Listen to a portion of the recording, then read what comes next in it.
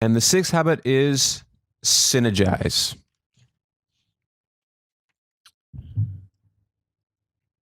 So, how does synergy work? I heard a great story which highlights this concept of synergy. So I'm going to go through that story first, and then after that, I'll get into the insights that I got from this habit. So there's two guys working in an office. This guy always wants the window open, and this guy always wants the window closed.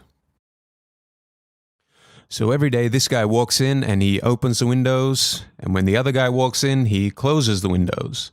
10 minutes later, one of the guys stands up and opens the windows. You can see where I'm going with this. So basically, this just turns into a big ego trip, and both of the men are just trying to get their own way each day. Now, if you're looking at this from the outside, you're probably thinking there really is only two options. Either the window is open or the window is closed. And you could also come from it from a compromise position whereby it's only open half the time or it's only open halfway. However, if you recall from habits 4 and 5, we don't want to make a compromise. A compromise is not what we are looking for. So what can we do next? Well, if we look at habit 5, we need to seek first to understand and then to be understood.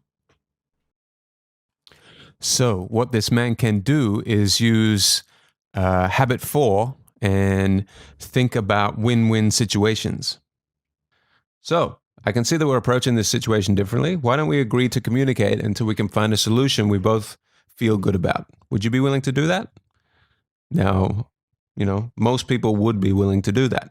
Of course, you wouldn't have to word it exactly like this, as formal as this, but you get the understanding.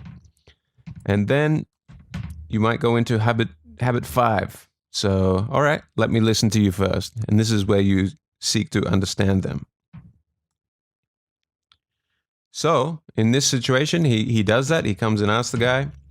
The guy says, look, I feel a bit claustrophobic if the window's not open. The air's stuffy in here and I just can't get my work done. I feel claustrophobic in here. I need to see like the outside world or feel the outside world. Okay, he's like, oh, okay. And then this person asks the other man, oh, why do you want the window closed all the time? And he says, well, I have a lot of papers on my desk that need to be all in order. And every time the window is open, my papers keep flying everywhere. The breeze is blowing them around. So in this situation, it's much easier to find these alternative solutions to what they could do, right? So, maybe the man could move his desk so that the breeze isn't affecting him, or they could set it up in a way so that they put up a screen or something whereby the breeze won't be disrupting his papers. And only when they actually understand each other are they able to come up with these third, alternative solutions.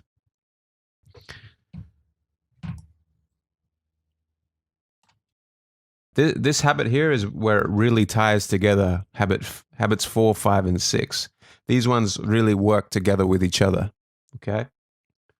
So it says here for habit 6 is where you really understand their paradigm, really understand what it is that they want.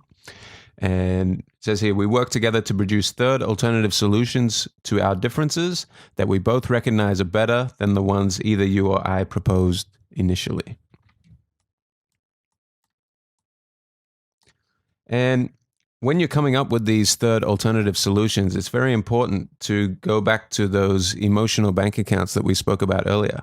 If you've been, investing into these emotional bank accounts, making lots of deposits, then these third alternative solutions, these win-win solutions, they're going to be much easier to negotiate, okay?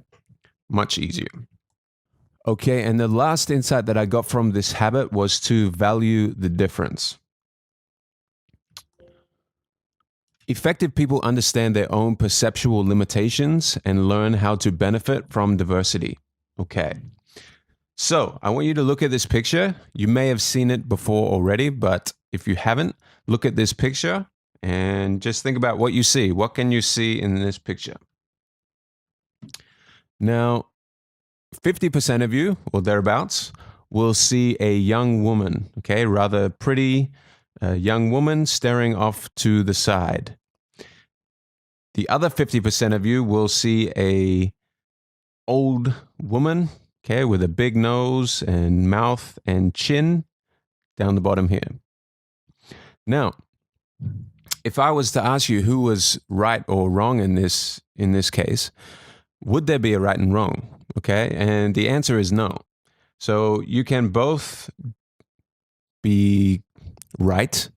It just comes down to how you perceive the picture. Okay, so think about how you could apply this concept to your life. Think about things that you may be missing within your perception of reality. And that's what it refers to here as your perceptual limitations.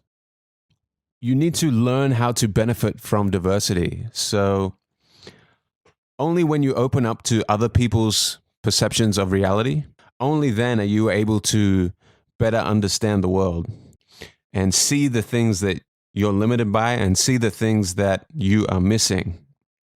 This is why it's so important to be developing these synergistic relationships. Anytime that you have a disagreement with someone, try to value the difference. Try to understand them and see if there's ways that you can use that difference to come up with better third alternative solutions. And lastly, these synergistic relationships, okay?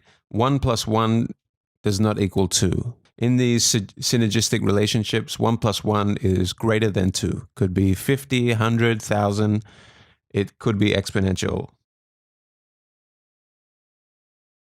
So if we just quickly come back here to our maturity continuum. So we've just gone through habits 4, 5, and 6 here. And this is what the author refers to as the public victory, okay? And once you master these 3 habits, that's when you're ready for this phase of maturity, which is interdependency.